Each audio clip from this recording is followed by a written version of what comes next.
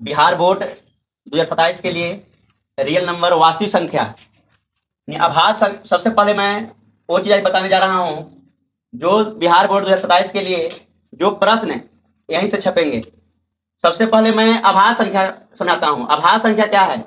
जो संख्या स्वयं से विभाजित होता है यानी अपने आप से करता है तो वह संख्या कहते हैं आभास संख्या। जैसे हो गया 2, जैसे हो गया 3, 5, 7, 11, 13। अब सबसे पहले हम लोग समझेंगे अभाज्य गुणनखंड। अभाज्य गुणनखंड, अभाज्य गुणनखंड जिसे मानते हैं 160। 160 का हमको अभाज्य गुणनखंड ज्ञात करना है।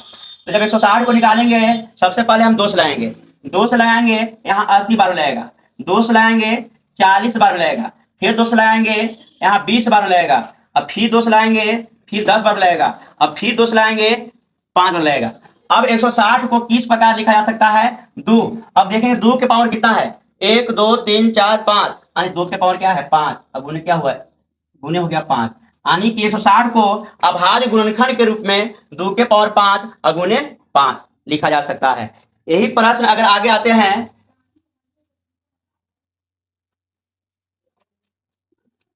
यानी कि 140 बराबर 2 के पावर x और 5 के पावर y और x और y का मान ज्ञात करें। x और y का मान ज्ञात करें।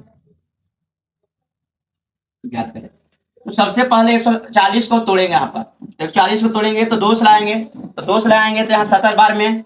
2 से लाएंगे 2 से 35 बार में। 2 से लाएंगे फिर लाएंगे 5 से अब लाएंगे 7 बार में यानी 2 के पावर x, 5 के पावर y और 7 के पावर z। तो x y और z का मान ज्ञात करें और z का मान ज्ञात करें। का मान ज्ञात करें 140 बराबर लिखेंगे 2 के पावर 2, 2 के पावर 2 गुने 5 गुने 7।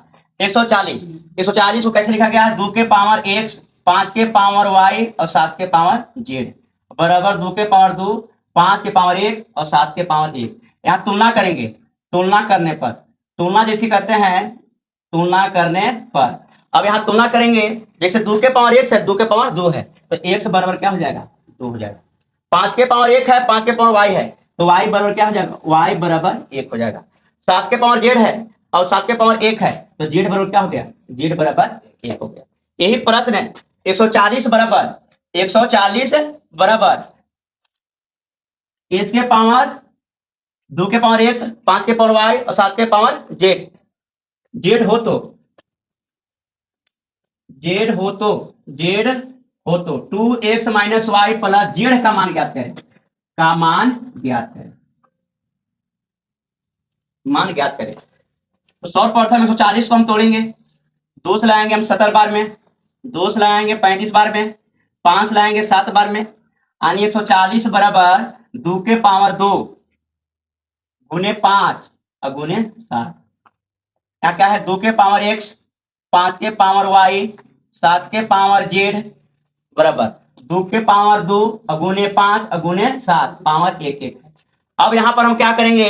सबसे पहले तुलना करेंगे। तुलना कर सबसे पहले x y z का मान निकालेंगे यानी कि तुलना पर यहाँ पर करेंगे तो सबसे पहले हो गया 2 के पावर x यानी x बराबर हो गया 2, y बराबर हो गया 1 और z बराबर हो गया 1। अब जो मान निकालना हमें मान क्या निकालना है? मान हमें निकालना है 2x minus y plus z। 2 गुने x, 2x का मतलब हुआ 2 गुने x। x का मान क्या है? 2 है। माइनस y का मान क्या है? 1 है। प्लस z का मान क्या है? 1 है। अब देखिए 2 में 2 से गुना करेंगे तो 2 दूनी के 4 और माइनस 1 प्लस 1। अब 1 माइनस 1 कट गया यानी हो गया 4 यानी इसका आंसर क्या हो गया? 4 हो गया। उसके बाद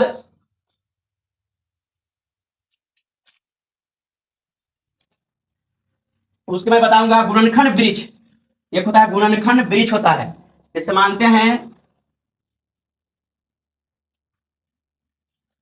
गुणनखंड वृक्ष। जैसे यहां दे दिए हम 200 के बाद यहां दे दिए 2 और यहां दे दिए हम a का मान निकालने के लिए। यहां दे दिए a का मान निकालने के लिए। यहां पर क्या हो गया? यहाँ पर हो गया आपको 2 हो गया, यहाँ पर हम बी के मान निकालने के लिए दे दिए, और यहाँ पर हो गया आपको 50 हो गया, यहाँ दे दिए सी का मान निकालने के लिए। उसके बाद यहाँ दे दिए हम 5, और यहाँ दे दिया डी का मान निकालने के लिए। अब किस प्रकार निकलेगा? अब जैसे 200 है, अगर बगल में निकालना है तो हम भाग देंगे, बगल में निकालना है तो भाग देंगे। 2 से 100 कितने बार में करते हैं? 100 बार में। तो यहाँ क्या हो गया? यहाँ पर 100 हो गया। उसके बाद हमको 2 है, अब फिर यहाँ क्या निकालना है? बी, बगल निकालना है। बगल के लिए क्या बताएं? भाग देना है। 2 से 100 में भाग देंगे तो कितना हो गया? 50 हो गया। जब 50 हो गया, अब 50 यहाँ पर है, ये भी बगल में निकालना है, लेकिन 50 से भागा देंगे 50 में तो केवल कटा, यानी कि 50 है तो 50 है, यहाँ 50 नहीं देंगे हम, यहाँ 10 देते हैं। यहाँ क्या दे देते हैं? 10। जब यहाँ 10 देंगे, यहाँ 50 है, यहाँ क्या हो जाएगा? 5। ये हो गया। अब 10 है, फिर 10 को तोड़ेंगे हम, फिर 10 को तोड़ते हैं। यहाँ क्या है? ए है, यहाँ क्या है? बी है, सी है, यहाँ करते हैं डी, और यहाँ करते हैं आपको 5। तो जब यहाँ 5 करेंगे तो 10, ऊपर है तो क्या करेंगे? भाग करेंगे, बगल निकालना है तो 5 दूनी के 10, यानी क्या हो गया? ए गुणनखंड वृक्ष हो गया। और जो विलुप्त मान है ए, बी, सी और डी, डी का यह मान इस प्रकार निकल आता है। अगर ये मानते हैं 2 है, 100 है, तो फिर 2 से भागा देंगे, कितना बार कटा? 100 बार में। फिर 2 है, तो 2 से भाग लाएंगे 100 में, कितना कटा? 50 बार में। फिर 50 है, फिर यहाँ क्या है? 10, क्या है? 10, 10 पचे 50, फिर 10 को तोड़े हम 2, यानी यहाँ 5 है तो 5 दूनी के 10, यानी हो गया ए, बी, सी, डी का मान। इसको बोलते हैं गुणनखंड वृक्ष।